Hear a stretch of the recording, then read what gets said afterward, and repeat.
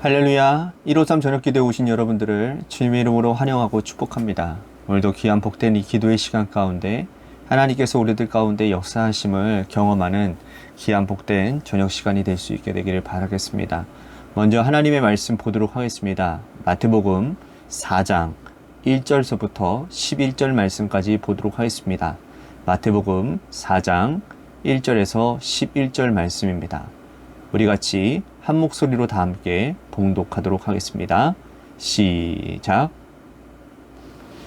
그때 예수께서 성령에게 이끌리어 마귀아에게 시험을 받으러 광야로 가사 40일을 밤낮으로 금식하신 후에 줄이신지라.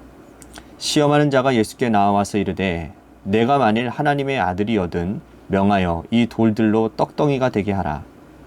예수께서 대답하여 이르시되 기록되었으되 사람이 떡으로만 살 것이 아니요 하나님의 입으로부터 나오는 모든 말씀으로 살 것이라 하였느니라 하시니, 이에 마귀가 예수를 거룩한 성으로 데려다가 성전 꼭대기에 세우고 이르되 내가 만일 하나님의 아들이거든 뛰어내리라.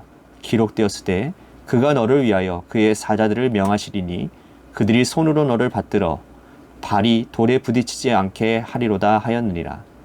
예수께서 이르시되 또 기록되었으되 주 너의 하나님을 시험하지 말라 하였느니라 하시니, 마귀가 또 그를 데리고 지극히 높은 산으로 가서 천하 만국과 그 영광을 보여 이르되 만일 내게 엎드려 경배하면 이 모든 것을 내게 주리라.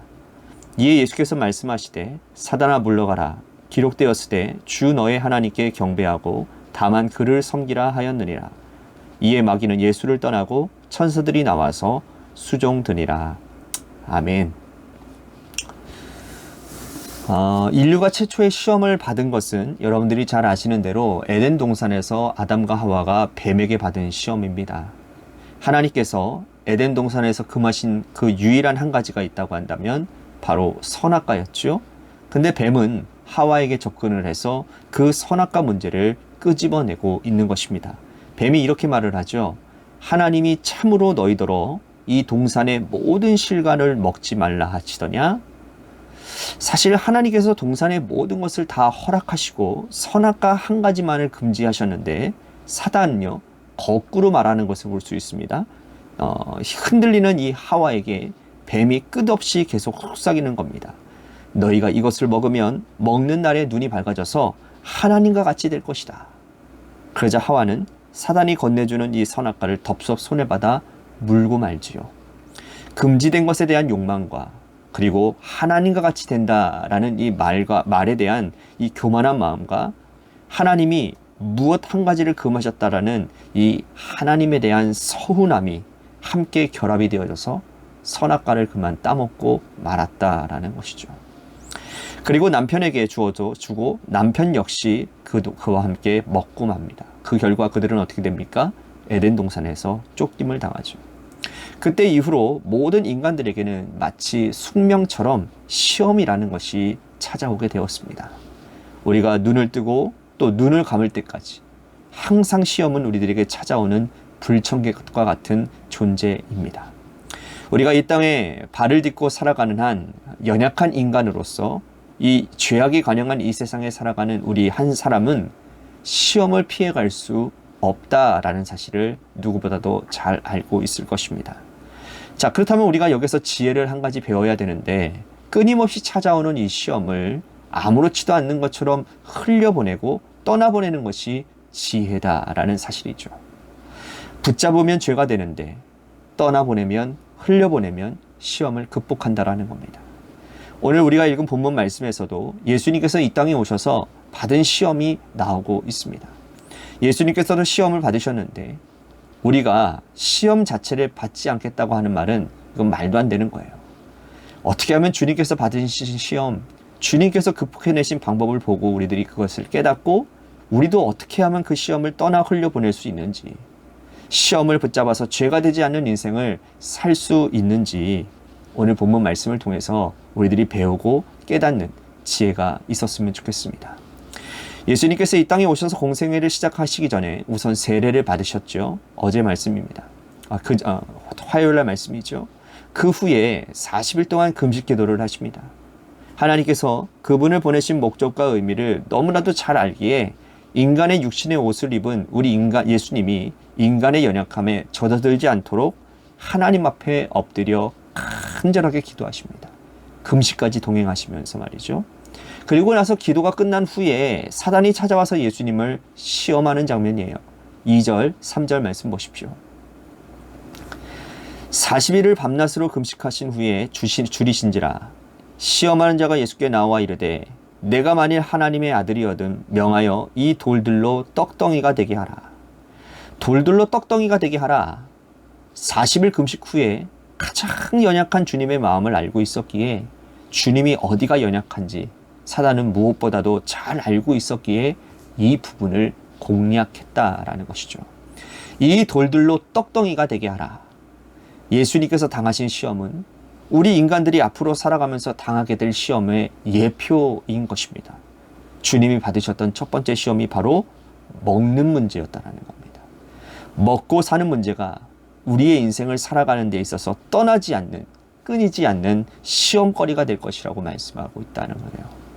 이스라엘 백성들이 40년 광야 생활 동안에 그들이 끊임없이 하나님께 원망했던 부분이 무엇입니까? 바로 먹고 사는 문제였거든요. 배고프면 배고프다고, 목마르다면 목마르다고, 하여튼 간에 먹고 사는 문제 가지고 하나님 앞에 원망불평을 시도 때도 없이 했잖아요. 그들이 가나안 땅에 정착한 이후에도 농사 짓는 문제 때문에 가나안 7족속을 내쫓지 못하고 나무 패며 물 깃는 자로 삼았지 않습니까? 바로 먹는 문제가 그들의 발목을 잡았다라는 것이죠. 과거에는 먹는 문제, 단순히 먹는 문제였지만 오늘날 경제가 발달한 이 시기에는 단순히 먹는 문제로 우리가 발목을 잡히는 것이 아니라는 겁니다. 오늘 이 시대의 우리의 문제는 뭡니까? 상대적 빈곤의 문제라는 겁니다. 절대적 빈곤은 배만 고프고 끝나면 문제지만 상대적 빈곤은 뭡니까? 마음이 고프고 영혼이 줄이고 열등감 때문에 견딜 수 없는 것이 더 심각한 문제라는 거죠. 그래서 남들보다 어떻게 하면 더 잘 먹을 수 있을까? 남들보다 어떻게 더 좋은 집에 살 수 있을까 하는 그런 욕망과 다른 사람보다 더 좋은 차를 가지고 싶어하는, 더 많은 것들을 누리고 싶어하는 이 욕망, 이것이 바로 오늘 우리들이 사는 이 시대에 먹고 사는 문제의 가장 주된 요인이라는 것이죠. 그 문제에 대해서 저나 여러분들이나 100% 자유롭다라고 말할 수 있는 사람이 누가 있겠습니까? 우린요, 눈이 있기 때문에 다른 사람이 어떻게 살아가는지를 두 눈으로 똑똑히 볼 수 있습니다. 그리고 내 형편도 잘 알고 있어요. 그래서 우리는 항상 그 문제 때문에 시험에 들 때가 많다라는 거예요. 그 문제 때문에 괴로운 거예요. 나보다 잘 사는 사람, 나보다 잘 되는 사람, 그것을 바라보면서 시기 질투에 사로잡히고, 그래서 내 영혼이 피폐해져 가고 저주의 길을 걸어갈 때가 참 많다라는 것이죠. 이때 주님께서 어떻게 우리들에게 처방전을 주시느냐? 4절 말씀 보십시오. 예수께서 대답하여 이르시되 기록되었을 때 사람이 떡으로만 살 것이 아니요 하나님의 입으로부터 나오는 모든 말씀으로 살 것이라 하였느니라 하시니, 우리의 줄인 영혼을 채우는 것은 떡이 아니라는 거예요. 눈에 보이는 어떤 가시적인 것들이 내 영혼을 결단코 만족시키지 못할 거라는 겁니다. 우리의 영혼을 만족시키시는 것은 뭡니까? 하나님의 입에서 나오는 말씀인 것이지, 그 말씀을 붙잡아야 흔들림 없이 살아갈 수 있다라는 것이죠.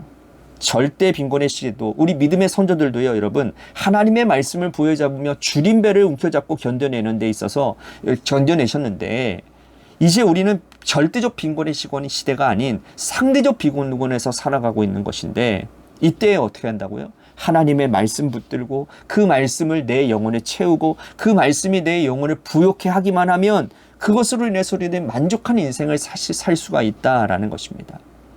순간순간 찾아오는 결핍의 문제와 상대적인 빈곤과 열등감의 문제는 하나님의 말씀으로 치료되어지고 하나님의 말씀으로 회복되어질 수 있는 문제라고 오늘 주님께서 우리들에게 보여주고 계신다라는 것이죠.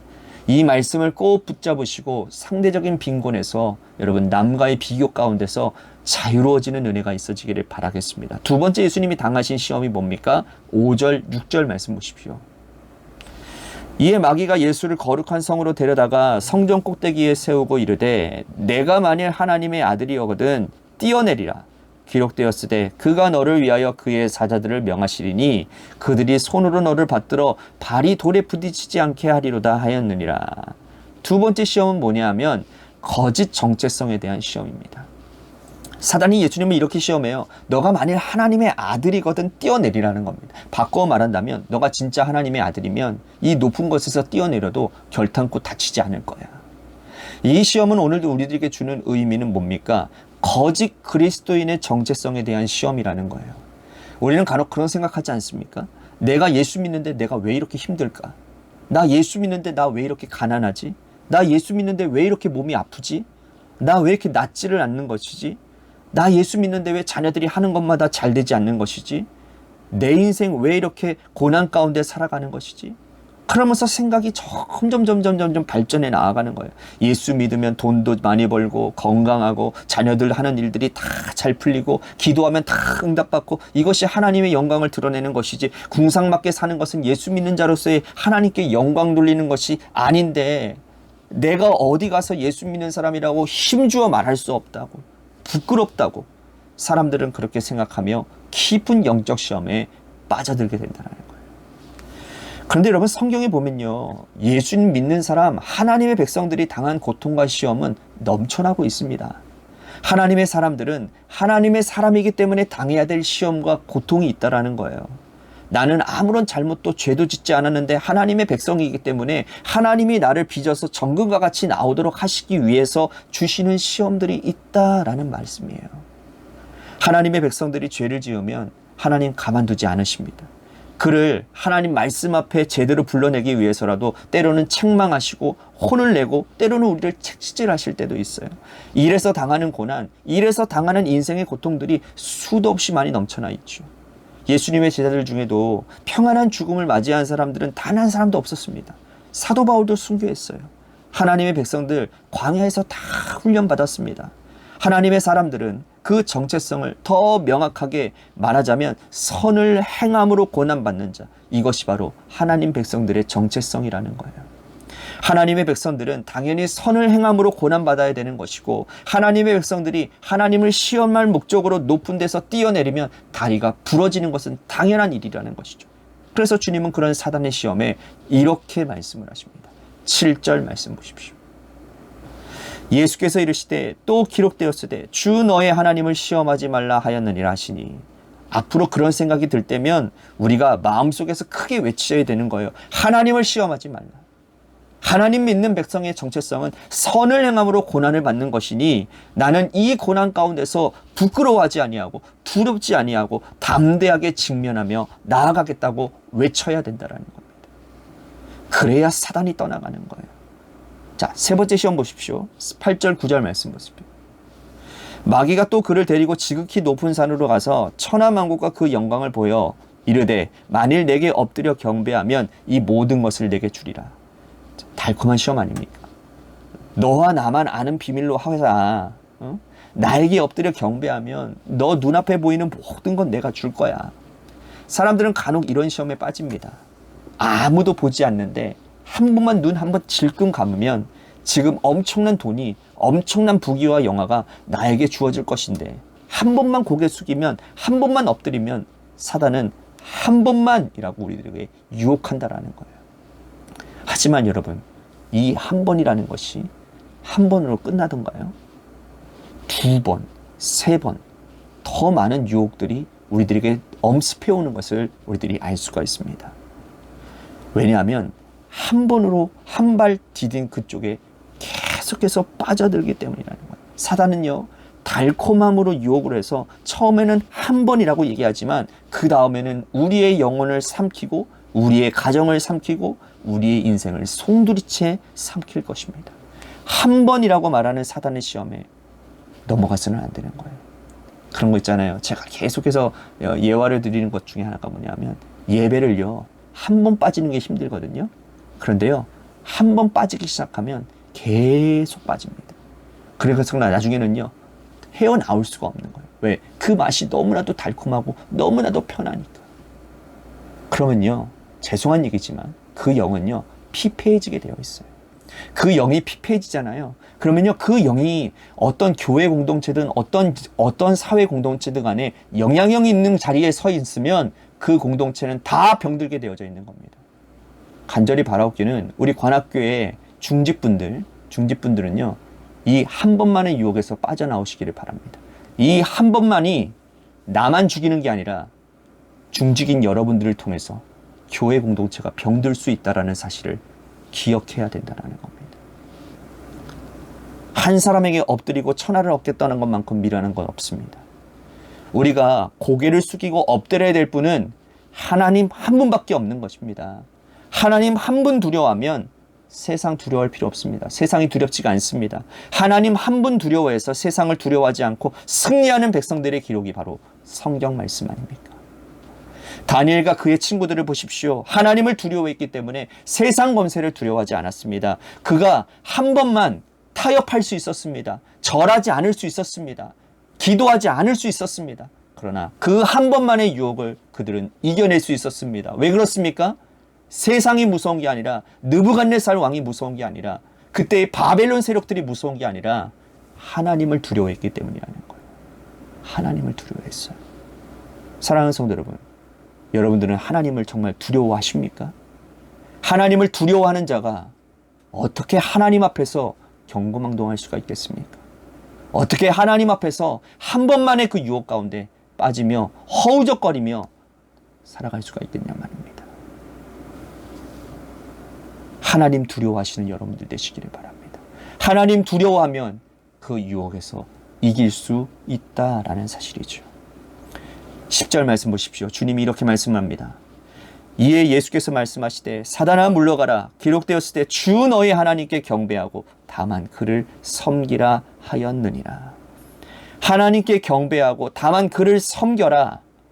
오늘 예수님께서 받으신 시험은 오늘 우리가 매일매일 겪는 시험들이라는 거예요. 이 시험들을 붙잡으면 죄가 되는 겁니다. 그때부터 수렁에 빠지게 되는 거예요. 흘려보내시기를 바랍니다. 붙잡지 않기를 바라시기를 바랍니다. 그저 흘려보내기에 유혹의 강도가 너무 큰 것입니다. 그때마다 예수님이 어떻게 이기셨는지를, 이 예수님이 대처하신 법을 여러분들이 잘 마음판에 새기시고 그 시험 가운데서 이길 수 있는 저와 여러분들이 될 수 있게 되기를 주님의 이름으로 간절히 축복하겠습니다. 오늘 여러분들의 삶의 자리 가운데 어떠한 시험이 여러분들을 엄습하고 있습니까? 그 시험 가운데 빠져서 허우적거리고 계시다면, 헤어나오지 못하고 계시다면 오늘 하나님 앞에 전심으로 기도하십시오. 하나님 앞에 기도할 때에 하나님이 그 시험에서 우리를 구원케 하시는 줄로 믿습니다. 또 한 가지 우리 같이 기도할 것은 우리 교회를 위해서 기도합니다. 하나님께서 세워주신 몸된 공동체가 담임 목사인 저부터 시작해서 장로님, 권사님, 지사님 모두가 다 하나님 앞에서 두려운 마음을 가지고 하나님 두렵고 떨리는 마음 가운데 본을 보이는 믿음 생활을 할 수 있도록 도와주시고, 그 믿음의 본이 성도들에게 흘러감으로 인해서 정말 이 교회 안에 건강한 하나님의 영적인 움직임들이, 무브먼트들이, 영적인 일들이 일어나는 교회가 되도록 인도해 주시옵소서라고 우리 같이 기도했으면 좋겠습니다. 또 한 가지 우리 고3 수험생인 학생들, 이도현 학생과 한유진 학생을 위해서 기도해 주시고, 육신의 질병으로 고통당하는 분들을 위해서도 기도해 주시기를 바랍니다. 마지막으로 여러분들의 삶의 자리와 여러분들의 자녀들을 위해서 기도해 주시기를 바랍니다. 간절히 바라옵기는 노래 끝날 때까지 여러분 기도해 주십시오. 1시간 기도 아닙니다. 10분입니다. 10분만이라도 간절히 기도해 주시기를 바라겠습니다. 우리 같이 노래 끝날 때까지 함께 기도하며 나아가도록 하겠습니다. 기도하시겠습니다.